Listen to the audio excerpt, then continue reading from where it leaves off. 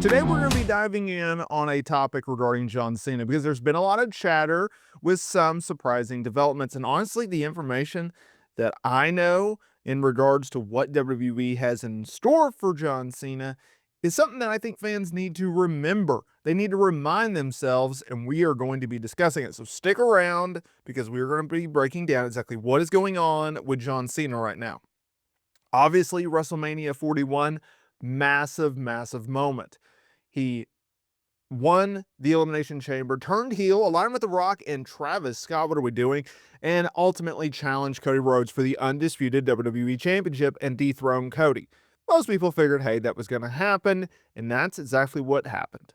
Now, the big question is, what's next? Cody Rhodes, he's off TV. We don't know when this man's coming back. And the following night on Monday Night Raw, it was Randy Orton sneaking up like a snake that he is and hitting an RKO to John Cena.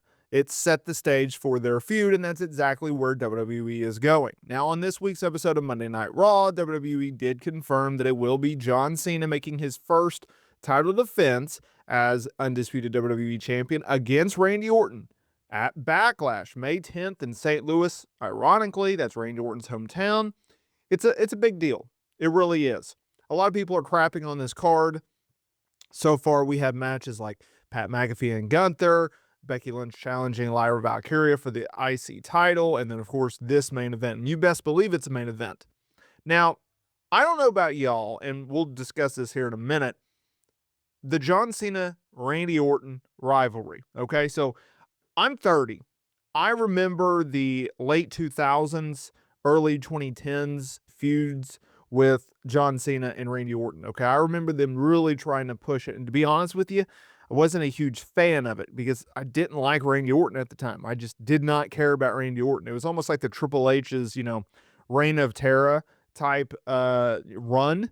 I just didn't like it, right? And after C Nation, the Chain Gang, if you will, John Cena's initial rise, really after 2006, I was not a fan of John Cena. Now, I'll get more in depth in their feud after we talk about today's video. So I was thinking, there's been a lot of criticism from WWE in regards to this feud, in regards to the fact of why would we have Randy Orton challenging John Cena for the WWE Championship? Why would we do that? Well, keep in mind, there was numerous talents that have come out and talked about how they want to face John Cena, and there's been situations where John Cena has said, I don't dictate who I work with, but I would like to work with X, Y, and Z. Randy Orton's on that list because I think in a mixture of a time where John Cena is exchanging matches with new talent, up-and-coming talent, top-tier talent, I think it's very important for him as his retirement tour goes along to mix it up with his former rivals.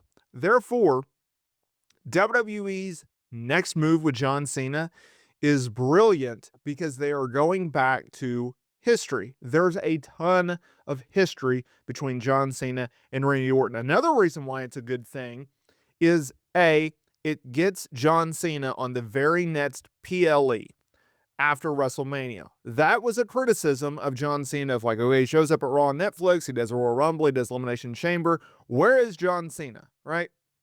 And he made, 4 appearances, maybe 5, from Elimination Chamber up to Mania, or at least, Elimination Chamber up to now, 5 or 6, right? He is starting to make more appearances. He keeps counting down on television. Hey, I have 26, I have 25, right? Appearances, not matches, appearances. So that's important to know, right? Another reason why this is so good is because it's Randy Orton who is super duper over as a babyface right now. Not something in which Randy Orton has been commonly known as a over babyface in his career. He's a much better heel than he is a babyface. The fans absolutely adore this guy. They love this guy. And the idea that you can do John Cena versus Randy Orton, a historically meaningful feud, John Cena's first title defense in Randy Orton's hometown of St. Louis, Missouri, have them work one more match, have them headline the show, that's a big deal because it gives the fans a worthy contender to get behind when going up against John Cena. We know that John Cena is not going to lose the title for quite some time. We surely know that John Cena is not going to lose his championship literally the next month after winning the title. So instead of just giving him a lame duck challenger, aka Logan Paul and Jey Uso, we're getting Randy Orton, a guy that he's gonna give you good promos leading up. He's gonna give you a good solid match. There's gonna be a ton of emotion in this match, and the fans are going to love it. And it's gonna be a very interactive type of match because of the fan base.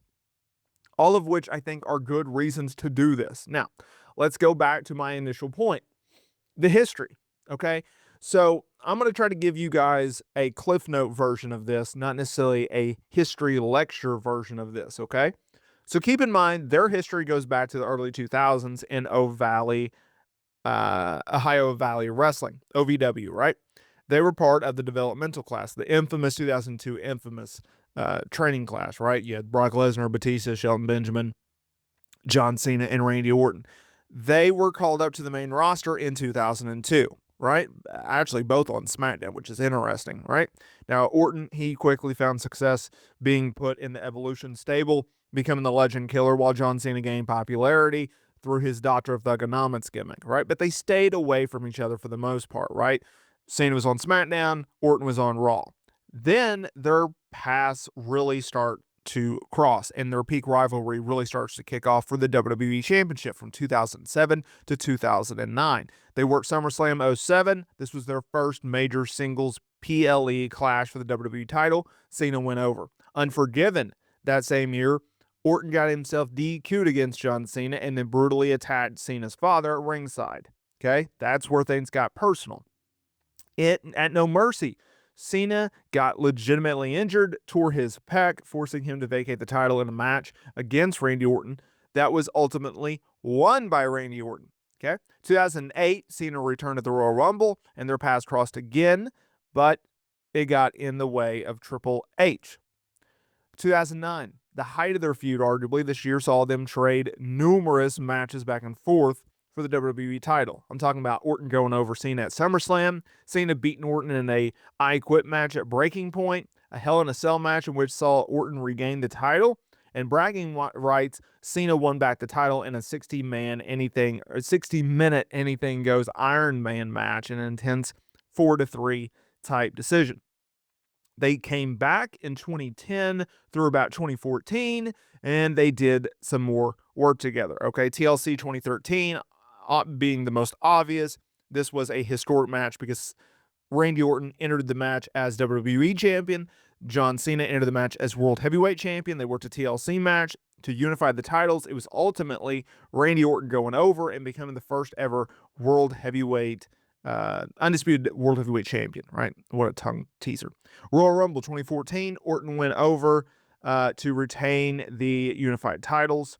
Hell in a Cell later that year, Cena went over Orton inside Hell in a Cell and earned a future title shot against Brock Lesnar. Now, since 2014, their interactions have been much more less frequent, right? Their last match was in 2017 at a house show in New Mexico. So that is that. So just to give you an idea of the importance of this feud, the history of this feud, and everything like that. But I absolutely like what they're doing with John Cena and Randy Orton. So anyone that's going out there and crapping on it, calm your jets there, bud.